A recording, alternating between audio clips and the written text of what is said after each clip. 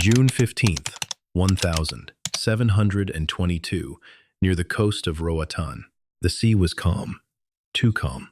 Philip Ashton stood on the deck, staring at the horizon, when a shadow broke the silence. A ship, fast, closing in. Within minutes, shouting filled the air. Guns raised. No warning. Pirates. Everything turned chaotic.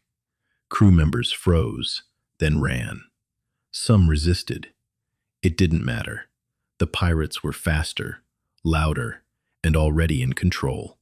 Ashton's heart pounded as he was dragged forward with the others. He didn't know it yet, but this moment would erase his old life completely. May 20th, 1722, Bay of Honduras. Just weeks earlier, everything had felt normal. Ashton had joined the voyage as a simple sailor. No plans for danger, no thought of pirates. The journey was supposed to be routine trade, travel, return home. The crew was small, quiet men, focused on work. Days passed slowly under the sun. Nights were calm, filled with the sound of waves. Nothing felt wrong. Back in the present, that peace was gone. The pirates gave him a choice: join them or face consequences. He watched others give in quickly. Fear made the decision for them, but Ashton couldn't. Something inside him refused. Even as threats grew louder, he stayed silent. That silence sealed his fate, because the pirates didn't need him, and very soon they would decide what to do with him. And this is where things begin to change. The pirate ship cut through the water as the coastline slowly disappeared behind them. Philip Ashton stood among the captured men, his hands shaking but his face still. Around him, the others had already made their choice. One by one, they agreed to join the pirates. Not because they wanted to, but because they were afraid. Afraid of what would happen if they said no. Ashton understood that fear. He felt it too. But something held him back. He couldn't bring himself to become one of them. Not like this. Not under threat. The pirates noticed. They didn't shout at first. They tried to convince him. Promises, freedom, even a share of stolen goods. But when Ashton refused again, their tone changed. Now it was pressure, anger, threats. Still, he didn't move. Days passed like this, tense, uncertain. Every moment felt like it could turn violent. Ashton stayed quiet, avoided eye contact, and kept his distance as much as he could. But there was no escaping their decision. One morning, land appeared. A small, empty island near Rotan. The ship slowed. Orders were shouted. Ashton was grabbed and pushed forward. He didn't fight. There was no point. They gave him almost nothing. A few basic items.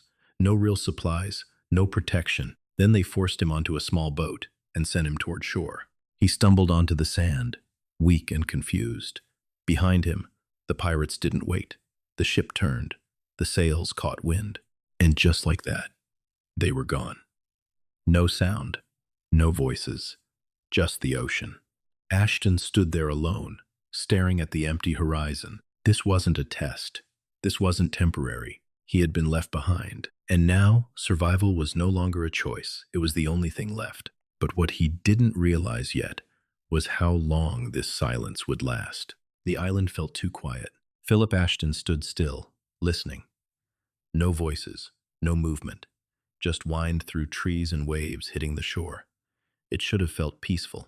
It didn't. Every sound made him turn. Every shadow felt like danger. He had no idea what lived on this island, or if he was truly alone. The sun was already high. Heat pressed down on him. His throat was dry, and he hadn't eaten properly in days. He needed water, fast. Ashton moved slowly inland, careful with each step. The ground was uneven, covered with thick plants and sharp branches. He searched for anything, a stream, a sign of fresh water. Nothing. Time passed. The heat got worse. His body felt weaker. Then, finally, he found a small pool of water trapped between rocks. It didn't look clean, but he drank anyway. It was a risk. He knew that. But not drinking was worse. As the day went on, hunger hit next. He tried to find fruit, anything he could recognize. Some trees had small berries, but he wasn't sure if they were safe. He hesitated, then took a small bite, waited. No immediate reaction. So he ate more, slowly, carefully. That became his method, small risks, one step at a time. As night came, fear returned stronger. The darkness was complete. No light, no fire. Every sound felt closer now. Insects, distant movements, the unknown. He climbed onto a low tree branch, trying to stay off the ground. It wasn't comfortable. It wasn't safe. But it felt better than nothing. Sleep didn't come easy. His body was exhausted, but his mind wouldn't stop. Every second, he listened. Every second, he waited. This was only the first day, and already, survival felt harder than he imagined. But the real challenge wasn't just the island. It was the uncertainty of what tomorrow would bring. The first few days nearly broke him, but Philip Ashton didn't stop moving. Hunger forced him to think. Thirst forced him to act. Slowly, through trial and error, he began to understand the island. What was safe? What wasn't? He returned to the water source he had found. This time, he watched it closely. No dead animals nearby. No strange smell. It seemed stable. So he made it his base. Next came food. The berries helped, but they weren't enough. His body needed more. He moved toward the shoreline, watching the shallow water. Small fish darted between rocks. At first, he failed. His hands were too slow. The fish slipped away every time, but he kept trying. Hours passed. Then finally one catch. Small, barely enough, but it was something. He ate it raw. It wasn't a choice. It was survival. Days turned into weeks. Ashton built a simple shelter using branches and leaves. Not strong, but enough to block some wind and sun. He learned where certain fruits grew, which ones didn't make him sick. Each mistake taught him something. Each success kept him alive one more day. His body changed. He grew thinner, weaker. Cuts and bruises covered his skin, but his movements became more careful, more efficient. He stopped wasting energy. Fear didn't disappear, but it changed. It became quieter, controlled. Survival was no longer panic. It became routine. Wake up, find water, search for food, stay alert, rest. Repeat. But something else started to grow. Something slower, deeper, silence. There was no one to talk to, no voices, no human sound. And over time, that silence began to feel heavier than hunger. Because surviving the island was one thing. Surviving alone was something else entirely. And this is where the real struggle begins. At first, silence felt like safety. No pirates, no threats, no shouting. But over time, it became something else. Philip Ashton began to notice it in small ways. He would turn his head, thinking he heard a voice, but there was nothing, just wind moving through the trees. Days passed, then weeks. He stopped counting. Time didn't feel real anymore. Without people, without structure, everything blurred together. Morning, afternoon, night, it all felt the same. The only thing that marked time was hunger and the need to find water again. He started talking. At first it was quiet, just a few words to himself while working. Then full sentences, questions, even answers. It helped. A little. It gave his mind something to hold on to, but it also reminded him of what he had lost. There were moments when memories came back strong. Faces, voices, simple things like sitting with others, hearing laughter, feeling normal. Those memories didn't comfort him. They hurt, because each one made it clear how far away that life was. Some days, he didn't want to move. His body would stay still longer than it should. He would stare at nothing, let time pass without purpose. That was the real danger. Not hunger, not thirst, giving up. Ashton began to understand this, so he forced himself to act, even when he didn't want to, even when his body felt empty. He followed routine: find water, catch food, check shelter. Small actions. Every day. It kept him grounded. It kept him alive. But the longer he stayed alone, the heavier it became. Because deep down, a question started to grow. Not, how do I survive? But, is anyone ever coming back? And that question had no answer. And without an answer, hope begins to fade. It happened suddenly. Philip Ashton was near the shore, scanning the water like he always did when he saw it. A ship, far out at sea, but real. His body reacted before his mind could catch up. He ran, fast, faster than he had in weeks. His legs burned, his breath broke, but he didn't stop. This was it. He waved his arms, shouted, grabbed branches, and tried to make movement anything that could be seen from a distance. The ship didn't slow down. It kept moving. Ashton pushed further into the water, waving harder, yelling louder. His voice cracked, his arms shook, but he kept going. Nothing. The ship passed. Slowly, silently. It disappeared into the horizon. He stood there, frozen. Hope had come close enough to see, but not close enough to save him. That moment hit harder than hunger ever had, because now he knew rescue was possible, but not guaranteed. Days later, it happened again. Another ship, different direction, same result. This time, Ashton tried something else. He gathered dry branches, trying to start a signal fire. His hands moved fast, but his body was weak. The fire came too late. By the time smoke rose, the ship was already gone. Missed again. Each time, hope returned. And each time, it left him worse than before. His energy dropped. His movements slowed. Even his routine began to break.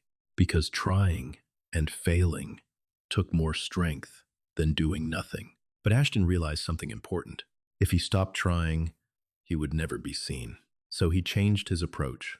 He began preparing in advance, keeping materials ready, watching the sea more often, saving his energy for the right moment. He couldn't control the ships, but he could control his response. Still, time kept passing, and each missed chance made the silence feel heavier, because the next opportunity might come, or it might never come at all, and that uncertainty was the hardest part.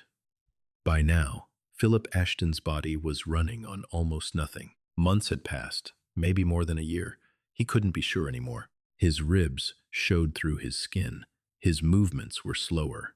Even simple tasks, walking, climbing, catching fish, took more effort than before. But the real damage wasn't just physical. It was mental. There were mornings when he didn't get up right away. He would lie still, staring at the same spot, feeling no urgency to move, no clear reason to continue. That was new. Before, survival had been automatic. Now it felt like a choice. And some days, he wasn't sure he wanted to make that choice anymore. He stopped talking to himself as much. The words didn't come easily. Thoughts felt heavy, slow. Silence returned. But this time, it wasn't just around him. It was inside him too. One day, he walked to the shoreline and just stood there. No searching, no planning, just standing. The ocean moved like it always had, calm, endless, indifferent. For a moment, he let himself think about stopping completely. No more effort, no more struggle, just letting time pass until his body gave out. It would be easier. No pain, no waiting. But something interrupted that thought. Not a sound, not a ship. A bee. Without thinking, he looked down at the water, watching for fish. The same movement he had done hundreds of times before. His body remembered, even when his mind didn't want to. That small action pulled him back. He stepped forward, slowly, then again. It wasn't hope that saved him in that moment. It was routine, the simple act of doing what he had always done. Find water, find food, stay alive. Even without motivation, he moved. And that movement changed everything, because he realized something important. He didn't need to feel strong. He just needed to keep going. But what he didn't know yet was that his final test was coming. It started like the others, a shape on the horizon. Philip Ashton noticed it while scanning the sea, his eyes trained after months of watching. At first, he didn't react. He had seen this before. Hope, then nothing. But this time, something felt different. The ship wasn't too far, closer than before. His body moved instantly, no hesitation. He ran to the spot he had prepared dry branches already stacked, ready for fire. His hands worked fast, more controlled than ever before. This wasn't panic. This was practice. The fire caught quickly. Smoke rose into the sky, thick and steady. Ashton didn't stop there. He grabbed large leaves, waved them, added more fuel, more smoke, more signal. Then he ran to the shoreline, waving, shouting, using every bit of energy he had left. The ship kept moving. For a moment, it looked the same as before, passing by, not seeing him. His arms started to drop, but then a change. The ship slowed, slightly at first, then more. Ashton froze, staring. His heart pounded harder than it had in months. He waved again, forcing his body to keep moving. The ship turned, not away, toward him. He couldn't believe it. After everything, after all the missed chances, this one was different. As the ship came closer, he could see movement on deck. People, watching. They had seen him. His legs gave out as he dropped to his knees in the sand. Not from weakness this time, but from something else. Relief. But even then, nothing was certain yet. The ship still had to reach shore, and until that moment, he was still alone. And this final stretch would feel longer than everything before it. The ship came closer, slowly, carefully. Philip Ashton stayed where he was, barely able to stand again. His body was too weak to move much, but his eyes never left the ship. This time, it didn't pass. Voices carried over the water. Real voices. Human. For a moment, it didn't feel real. A small boat was lowered. Men climbed in and began rowing toward the shore. Ashton tried to stand, but his legs shook under him. He took a few steps, then stopped. He didn't need to go any further. They were coming to him. When the boat reached land, the men stepped out and looked at him, thin, worn, barely recognizable as the man he once was. They spoke, but Ashton didn't respond right away. It had been too long since he heard another voice. His mind needed time to catch up. Finally, he moved closer. Slowly, careful steps, as if the moment might disappear if he rushed it. They helped him into the boat. That was it. After 19 months, he was no longer alone. As the boat pulled away from the island, Ashton looked back. The place that nearly broke him was now fading into the distance. On the ship, everything felt strange. Food, shelter, voices. His body struggled to adjust. Even simple things felt overwhelming. He ate slowly, slept in short bursts. His mind stayed alert, as if danger could return at any moment. But slowly, that feeling began to fade. He was safe. What kept him alive wasn't luck. It was small decisions, daily actions, simple routines, the refusal to stop moving, even when there was no hope left. Philip Ashton survived one of the longest known cases of being stranded alone. Not because he was the strongest, but because he never stopped choosing to survive.